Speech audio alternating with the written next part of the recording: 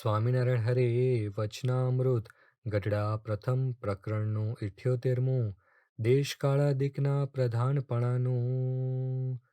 સ્વામિનારાયણ હરે, જે 30 લક્ષણયુક્ત સંત હોય તેને વિશે ગુરુ બુદ્ધિ ને દેવ બુદ્ધિ રાખીને મન કર્મ વચને એનો સંગ કરે તો એ સંગના કરનારાને વિશે પણ એ 30 લક્ષણ આવે છે.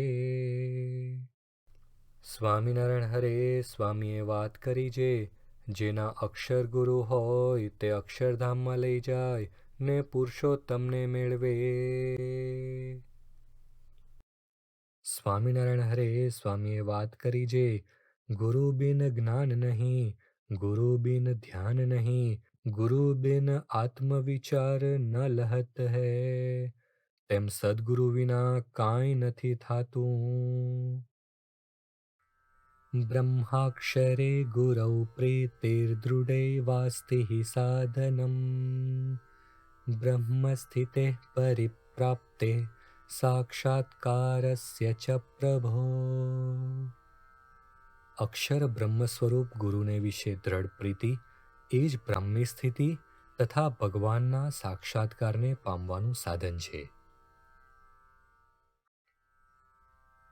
ગુરુર્બ્રહ્મા ગુરુર્વિષ્ણુર ગુરુર્દેવો મહેશ્વરઃ ગુરુ સાક્ષાત પરમ બ્રહ્મા તસ્મૈ શ્રી ગુરવે નમઃ.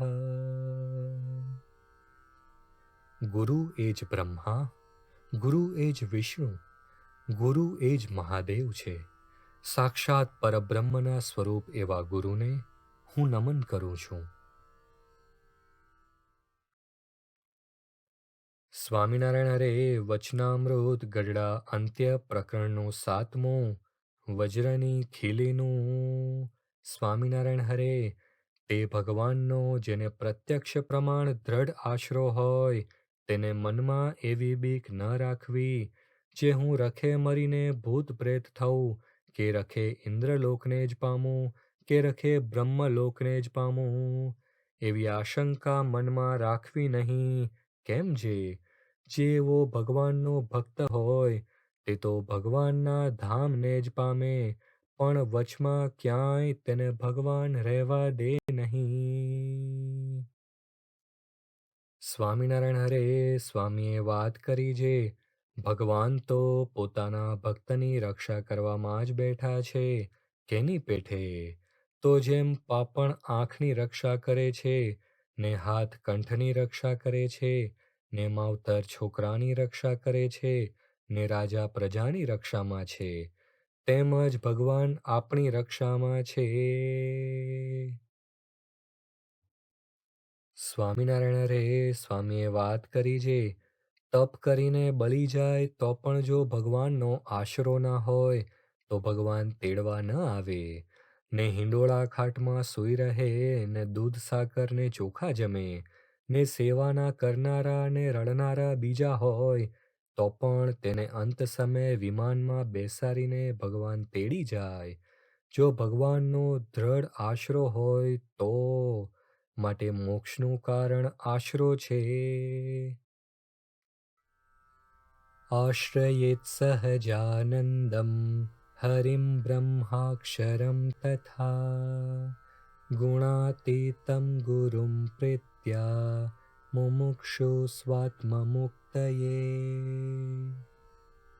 મુમુક્ષુ પોતાના આત્માની મુક્તિ માટે સહજાનંદ શ્રીહરિ તથા અક્ષર બ્રહ્મ સ્વરૂપ ગુણાતીત ગુરુનો પ્રીતિએ કરીને આશરો કરે.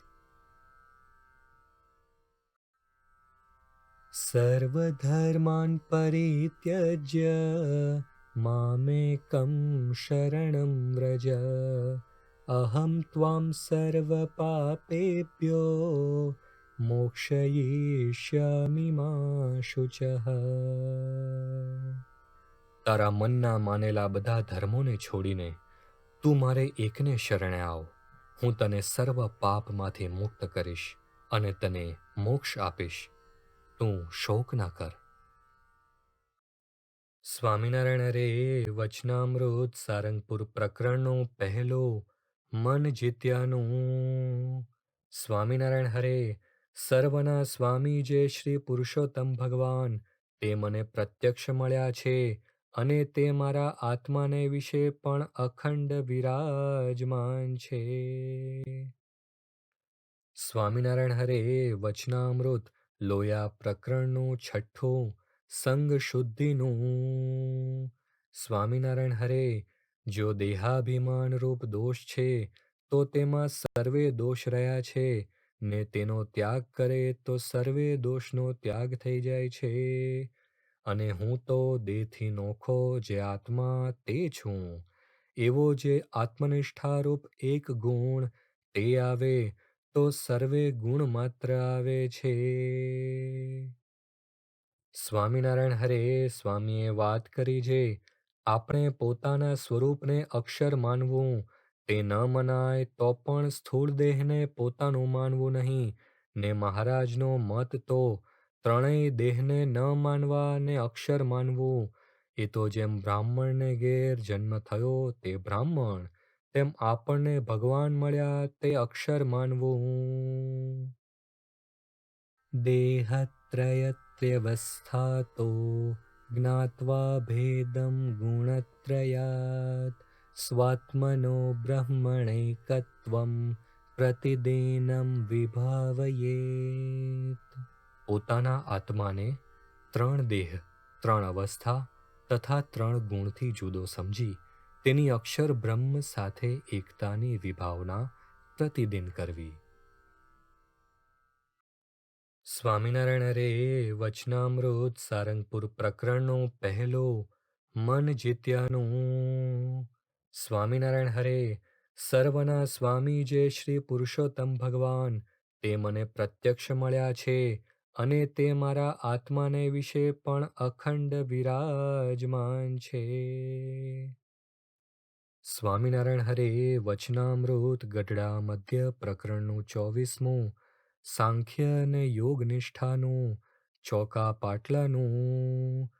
સ્વામિનારાયણ હરે સાંખ્ય નિષ્ઠાવાળો જે ભગવાનનો ભક્ત તે તો મનુષ્યના સુખ તથા સિદ્ધ ચારણ વિદ્યાધર ગંધર્વ દેવતા એ સર્વેના જે સુખ તેને સમજી રાખે તથા 14 લોકની માહેલી કોરે જે સુખ છે તે સર્વેનું પરિમાણ કરી રાખે.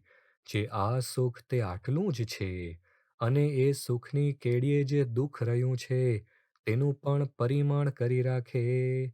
પછી દુઃખે સહિત એવા જે એ સુખ તે થકી વૈરાગ્યને પામીને પરમેશ્વરને વિશે જ દ્રઢ પ્રીતિ રાખે. એવી રીતે સાંખ્ય નિષ્ઠાવાળાને તો સમજણનું બળ હોય. સ્વામિનારાયણ હરે સ્વામીએ વાત કરી જે સંસારમાં સુખ જેવું જણાય છે પણ તેમાં તો દુઃખ છે. જેમ શેરડીના સાંઠામાં ઈયળ પડે તે સુખ માને છે પણ ચીચોડામાં ભૂકા નિસરશે. ને કાગડાને શ્રાદ્ધના 16 દિવસનું સુખ ને પછી બંદૂકની ગોળીઓ ખાવાની છે તેમ. સ્વામિનારાયણ હરે સ્વામીએ વાત કરી જે જેટલું કાંઈ માયામય સુખ છે તે સર્વે દુઃખ વિનાનું હોય નહીં એ વાત પણ એક જાણી રાખવી. સ્વામિનારાયણ હરે સ્વામીએ વાત કરી જે ઘરમાં રહેવું તે મહેમાનની પેઠે રહેવું. દેહોયમ સાધનમ મુક્તૈર્ન ભોગમાત્ર સાધનમ દુર્લભો નશ્વરશ્ચાયમ વારમ વારમ ન લભ્યતે. આ દેહ મુક્તિનું સાધન છે, કેવળ ભોગનું સાધન નથી.